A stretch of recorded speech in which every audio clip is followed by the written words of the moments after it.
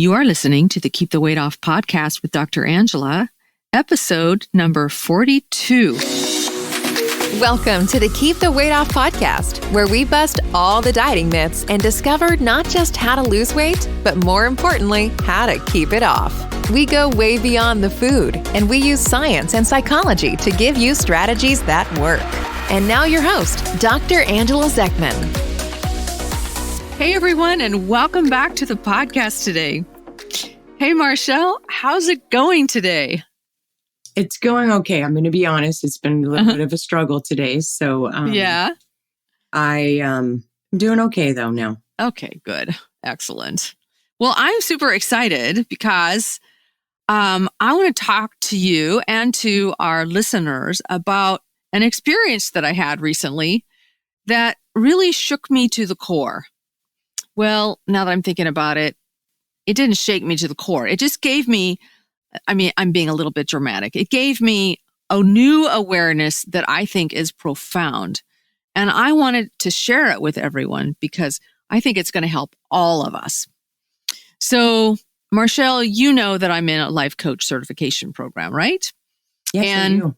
And actually, I'm already certified now, so I'm really thrilled about that. And one day, I was being coached by one of my peers in the coaching program about my business. And he pointed out to me something that my brain does that I didn't even realize. And it was fascinating to me. So what he noticed as he just listened to me talk and he took notes as to what I was saying, he noticed that I was constantly saying to myself, I have to. So for example, I have to show up more on social media. I have to get better organized. I have to figure out blah, blah, blah, whatever it might have been. And on and on and on with all of these have to thoughts. And he actually showed me his notes and he took a red marker and he marked all of the have tos that I had just been saying over and over again.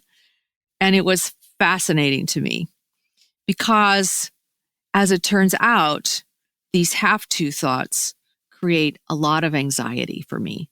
Now, it might not be have to all the time. Sometimes it's I should or I need to, but those are the kinds of thoughts that we're talking about.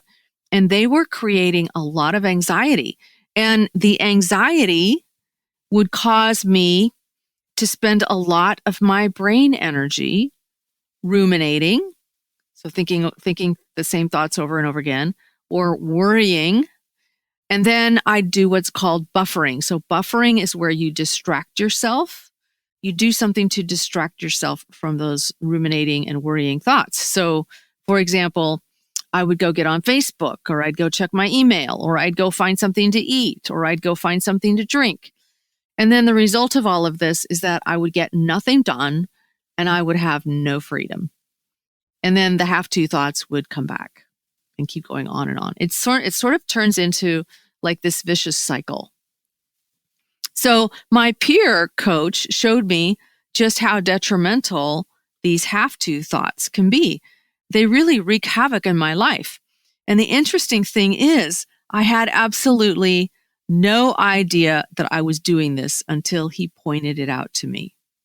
This is the beauty of having a coach who can help you look objectively at the way your own brain works, because they can see from the outside what's going on inside of you if you have the right kind of coach. And as a matter of fact, this is something that we are going to be doing in our Journey Beyond Weight Loss community. Because let's think about this when it comes to our weight loss journey. Like, have you ever had have to thoughts as far as your food goes? Like, I'm asking you, Marchelle. All the time. Yeah, all the time. Yeah. I think, like but for me, it sets me up for perfectionism. Like, I feel like I have to do this and I have to do that and I have to do this and it has to be perfect or I fail. Mm-hmm. And so it sets me up, for some super high, unrealistic expectations. Mm-hmm. And then I start worrying about it. And then I end up failing because I want to distract myself with snacks. Yep. because that's like something that, it's something I've always done. And so, Yeah. the I must do things, or I have to do this and I have to do Yeah. that. It's just like constant worry. And it always Yeah. sets me up for distracting myself with, well, sometimes it's drinking, but, Mm-hmm. a lot of Yeah. times it's, distracting myself with food. Yeah. Yeah. So, for example, like I recommend a good serving of protein with each meal.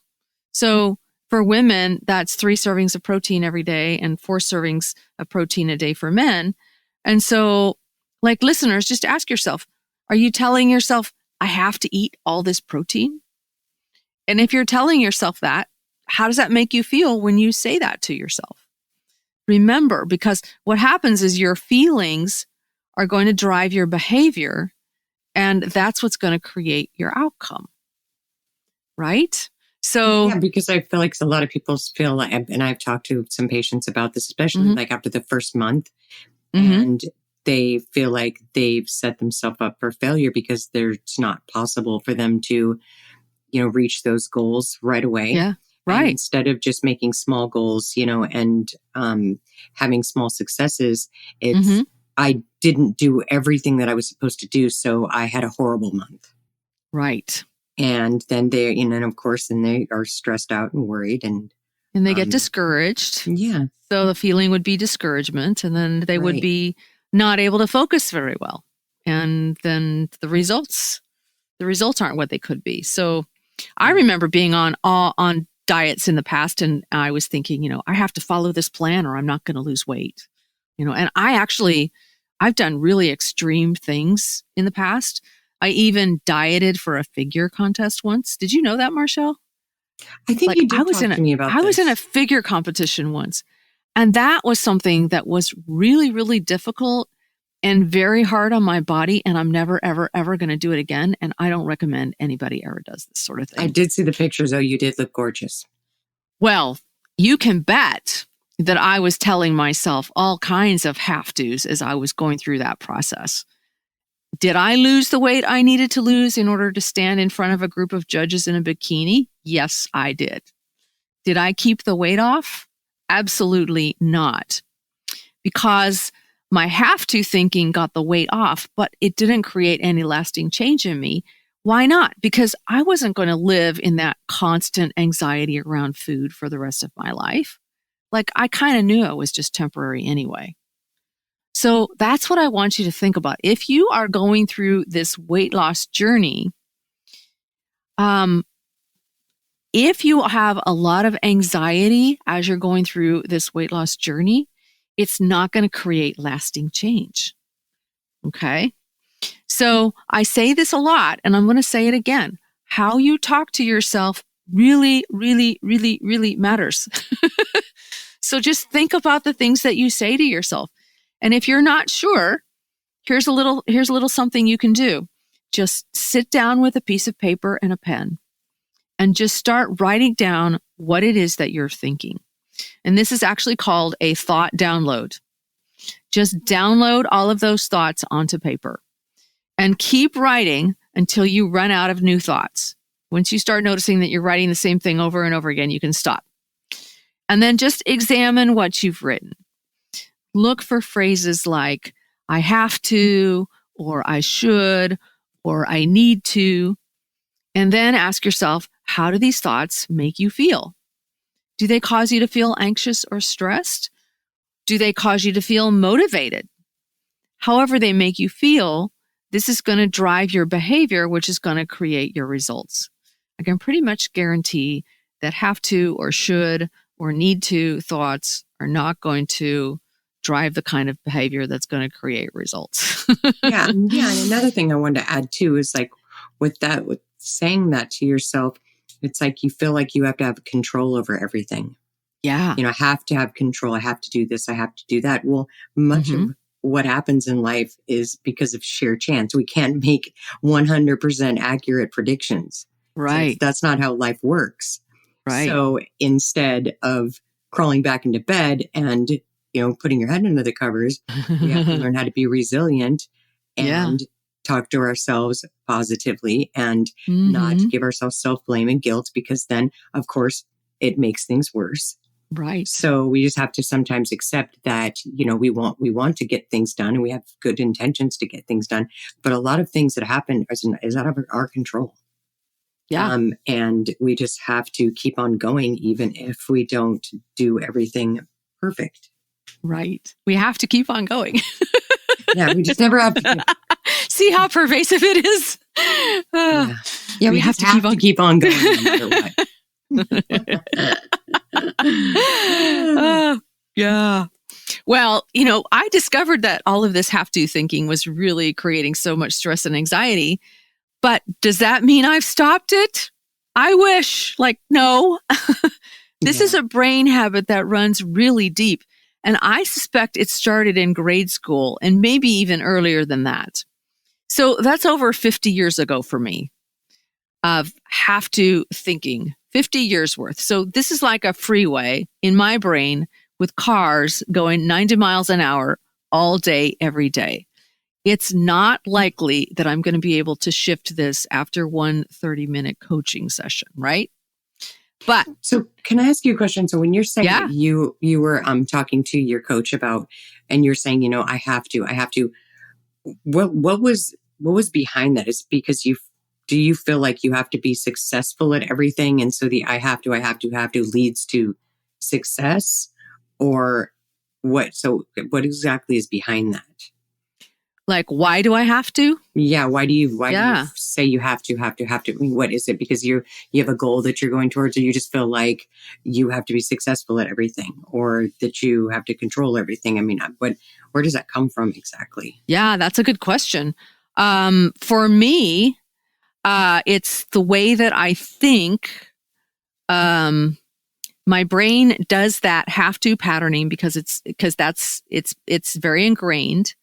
And it's the way that I was able to achieve goals. And that's why I think it happened starting in grade school, because I think in grade school, I started to think I have to get my homework done.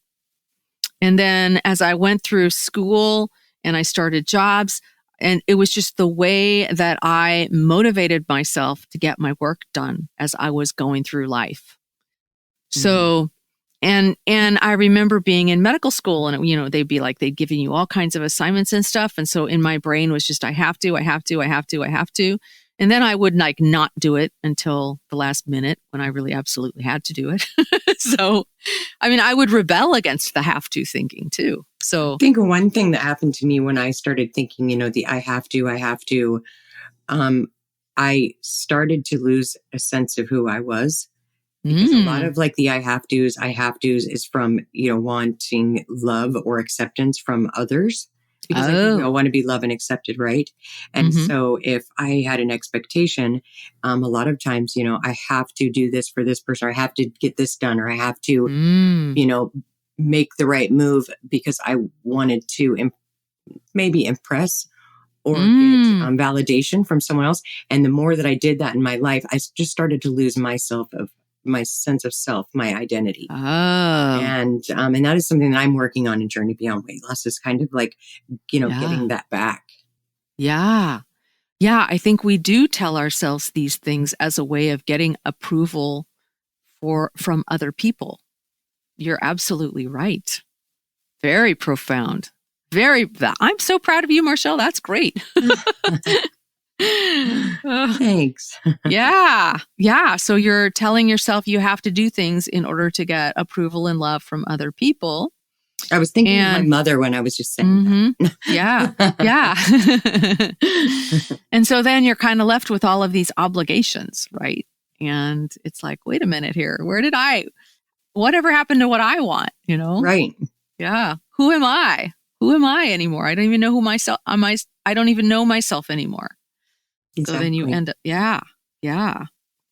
So when you start to notice these patterns in your brain and you start to notice why it happens, I just want you and our listeners to understand, it's not going to shift on a dime, right? We will be working on this. The more you notice it, the more you're going to notice the results of this kind of thinking. Then And the more you see how it affects you, then the more willing you will be to shift it for sure. But I don't want anybody to expect that it's going to happen on a dime. It will take some time. So, for example, I'm working at developing new ways of thinking. So, for example, when I think about food, it's easy for me by now. I don't have any have to thinking about food anymore. I just eat food that nourishes me. And I don't ever have thoughts like I have to avoid donuts, because by now I have this identity that I don't eat things that are not going to nourish my body. And I enjoy nourishing my body with vegetables. They're so flavorful and they're colorful and they're delicious. I enjoy eating protein. So there are very few have-tos around food in my life right now, which is a huge shift from all of those dieting years when I have to eat this and I have to eat that, or I'm not going to be skinny for the contest or whatever. But I have other things that I'm working on with my have-tos. So in regards to work and in regards to relationships, and I'm working on all of this self-talk and learning to speak to myself differently. And I'm learning to coach myself in a really loving way. And I'm giving my brain new thoughts to think and new pathways to develop. So for example, I'm saying things like, I don't have to go to work today. I don't have to go to work. I could call in. I'm going to have to practice that one. I could call in and I could say, I'm not going to be there today. But the truth is, I actually want to go to work because I enjoy my work. I really do. And what would I do if I wasn't going to work? Like, I'd be bored sick. I'd be sitting around at home. I really enjoy getting out of bed every morning and knowing that I have someplace to go where I can see people and make a difference, right? So I definitely have to work on this one because to me, just work has always just been work. You know, you got to get up and you got to go to work. But I actually too love my job. And I think that I would wake up probably in a much better mood if I had that attitude. Yeah. Instead of, I have to get up and go to work again today. I wish it was Saturday. Yeah. Then, just looking, because once I get there, I am having those thoughts of how much I love being there. But just as you were talking about this, I was remembering like on every Thursday, I'm like, man, I don't want to go to work today. I'm tired, and I have to do this and I have to do that. And it kind of just like really ruins my morning. So that's a good thing to point out. Yeah, you don't have to go to work. You will want to go to work when you start retraining your brain to think differently. So I'm really working at retraining my brain off of the have to thoughts and onto the I want to thoughts. And those I want to thoughts help me feel empowered and motivated, not anxious. And when I'm feeling motivated and empowered, I can accomplish amazing things, and it's all good. So for those of you who are just getting started out, notice if you have to thoughts about food. Don't beat yourself up about it. Just notice it. And I would just caution anyone listening to just pay attention and, notice if you're having any of these disempowering thought patterns, and don't beat yourself up about it, but just be glad you noticed it. And don't expect overnight change. Awareness is always the first step. So if you sit down and you write, several days in a row and you notice the same thoughts keep coming up over and over again, the awareness is the key. And once you become aware of exactly what these disempowering thought patterns are creating for you, you're naturally going to want to shift them. And so you just want to give yourself grace. You want to give yourself time. And you just want to work at turning that freeway going 90 miles an hour into more of a wagon train road and turn the more self-empowering thoughts into the 90-mile-an-hour path. But it does take time. Yeah, because your brain's going to try everything that it could do to keep you inside your comfort zone, which is like, for me, is, the fast track to what feels good, and what's going to be easy. And I've noticed, it does happen, but you have to really be conscious about, and really practice Because to me, it feels a little uncomfortable at first to, talk to myself nicely or to, make a new habit. Like you were talking about the jar with the, with the urge jar. Yeah. Like, I don't know if anybody's done that, that listened to the podcast. We talked about that on a podcast a couple of weeks ago. Yeah. It's uncomfortable at first. It feels weird. Uh-huh. But after a while, you started to make these new pathways and it starts to work. And it's pretty cool. Yeah. Yeah. Yeah. So I think probably a lot of us are carrying around a lot of extra stress and that we don't necessarily have to carry around because our brains are constantly in these thought patterns. It's like, wouldn't it be great if we could just all get a lobotomy? We could just retrain our brains with new thought patterns that weren't always beating us up all the time. So, but we can do it. Yeah, I definitely I just wish that I would have been aware so much longer ago about the fact that I did not have to listen to all the crap that I was telling myself. Yeah. That it was a lie, that it wasn't true, because I've always been my own worst enemy. Mm-hmm. And even if most of us are, even if the rest of the world is like, no, you're doing great, or, you're doing awesome. In my head, I've always been so critical. And I think it's really helped me back from doing a lot of things that I might have been able to do in the past. I mean, it's never too late, of course. But, learning this information is just so valuable. So any of our listeners, if you're in your teens or your 20s, listen to these podcasts over and over and over again and really get your brain set straight while you're young. Because we're in our 50s now. And so we're trying to retrain our brains. It's still possible. But, if you had less time where you were having a lot of self-critical thoughts and more time where you were having coaching thoughts and where you were thinking things about, I get to do this, or I'm so grateful that I have this capacity to be able to, to run a race or whatever. There's lots of ways of thinking that will be much more helpful to you as you're in this journey.